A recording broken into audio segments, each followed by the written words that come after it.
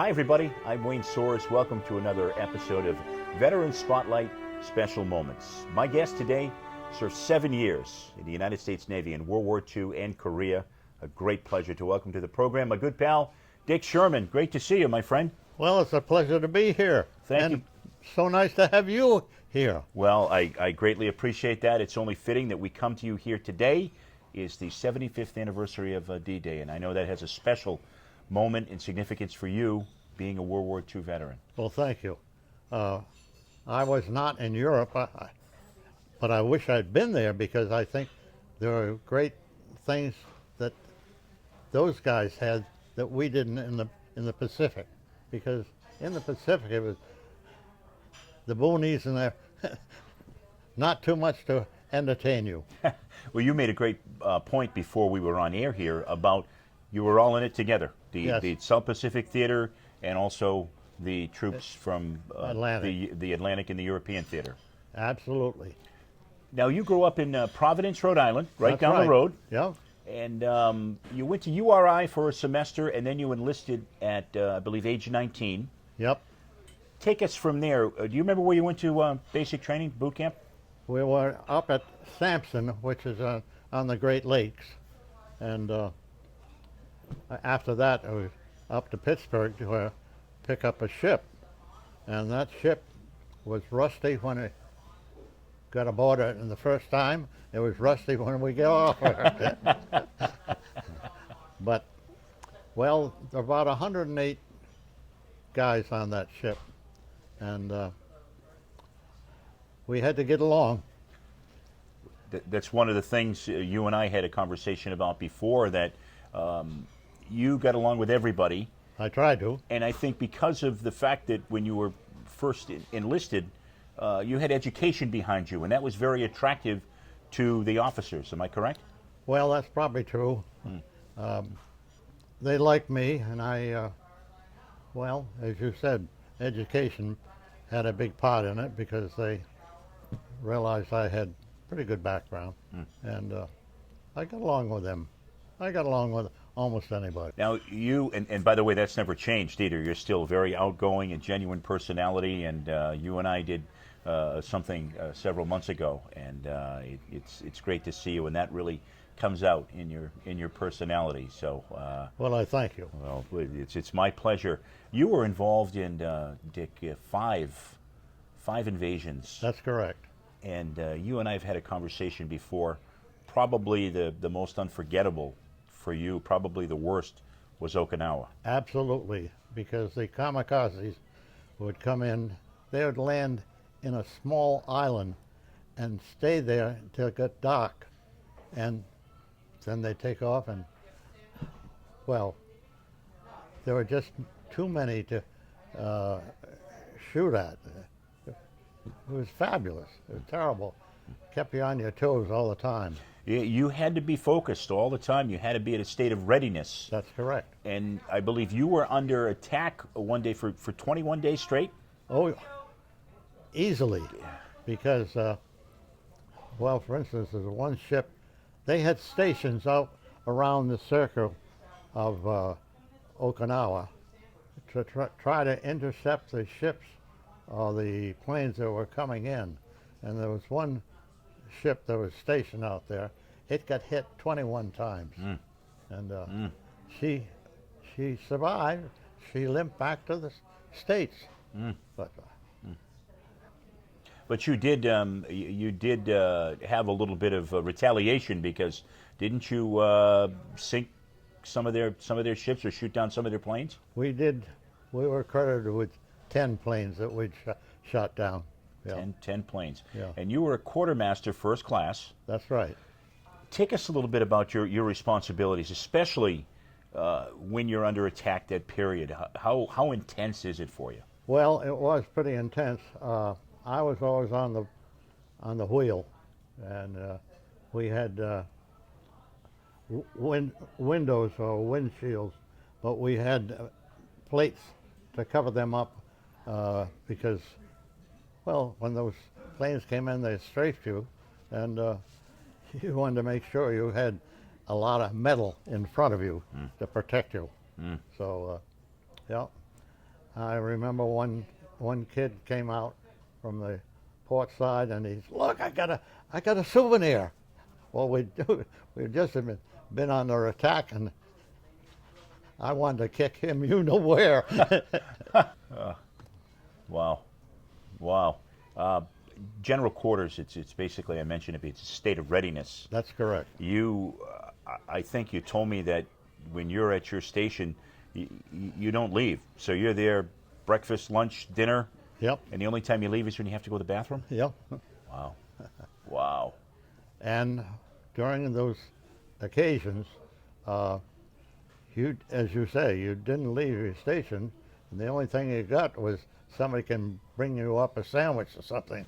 But, Which was probably Spam back in the day, right? Yep. Yeah. And I didn't mind Spam.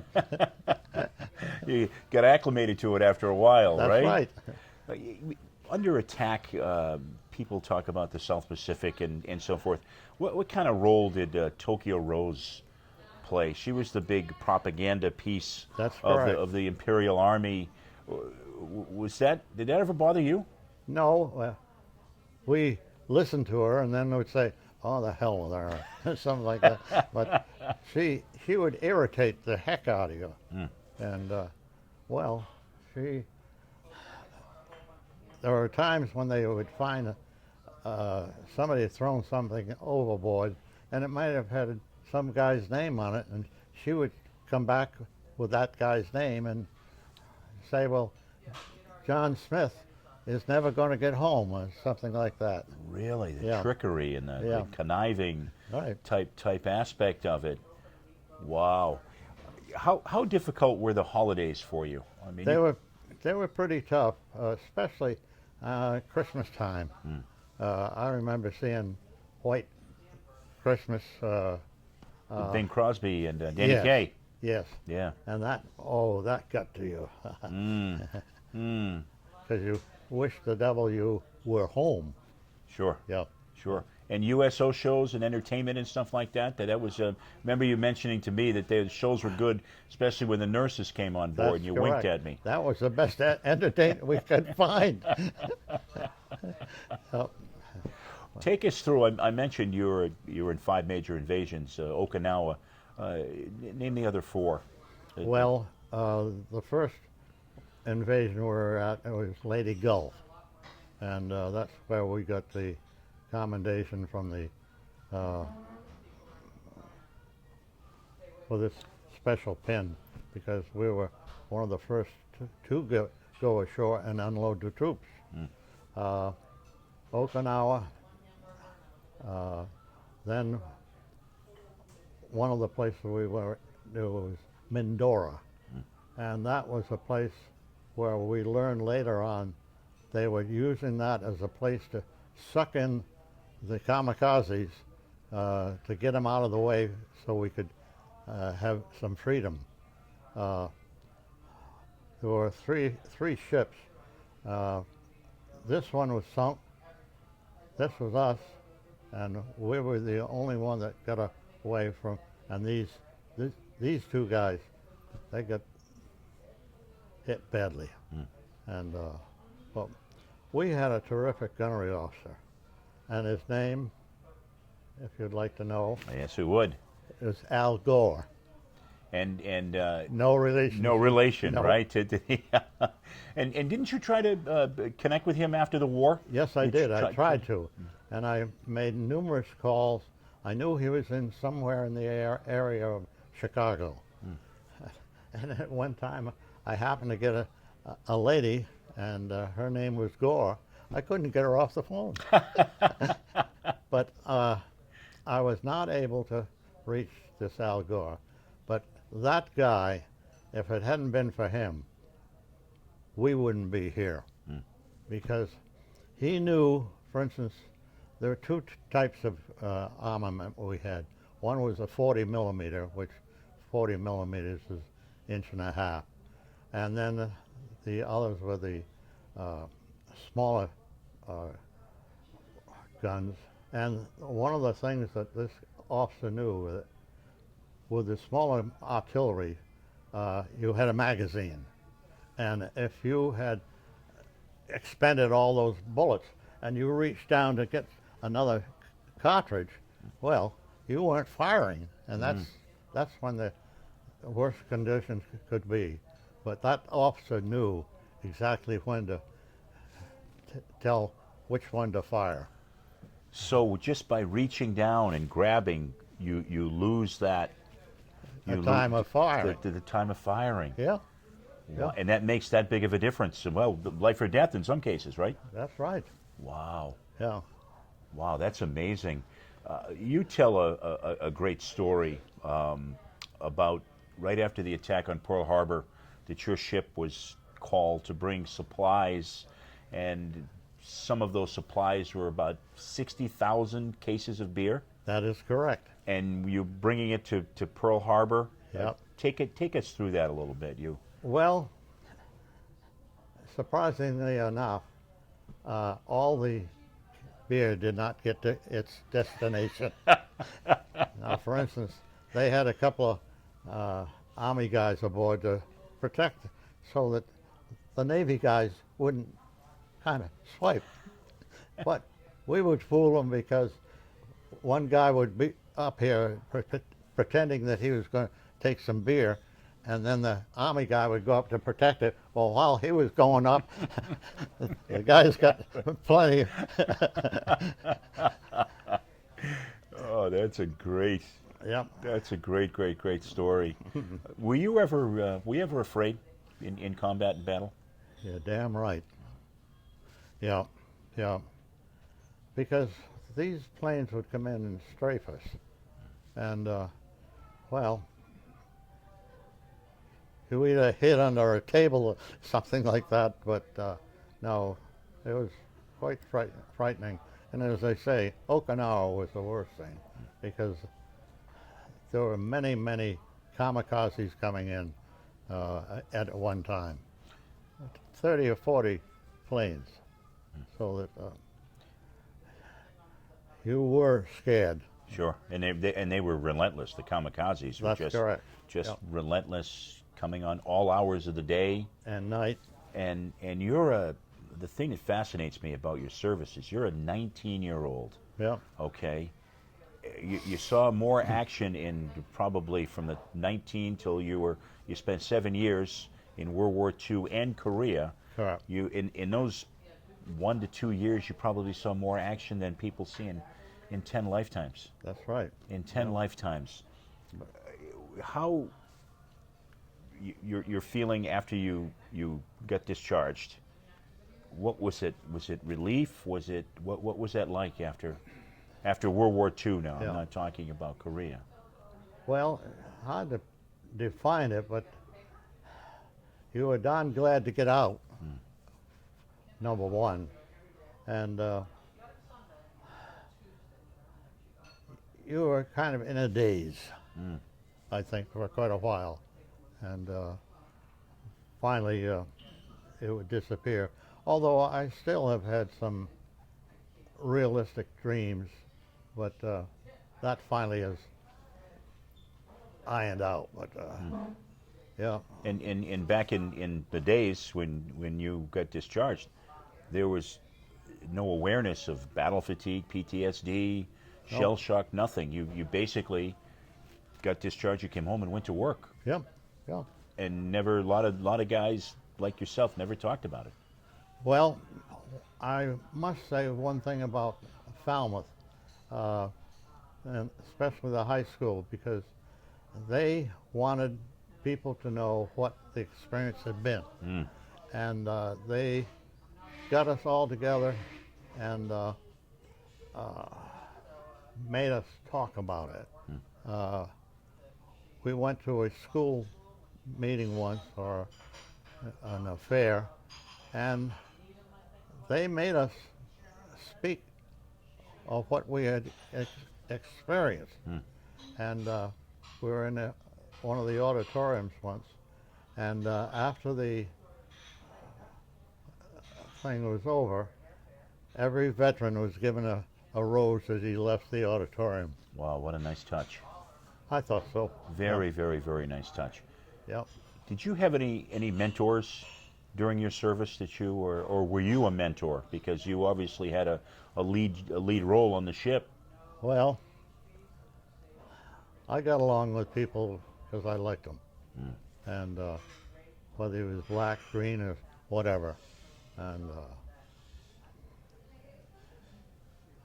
I remember one time I was watching some guys playing poker, and one guy accused the other one of not doing the right thing. He pulled a knife on him, and I decided I'm not going to play that kind of cards.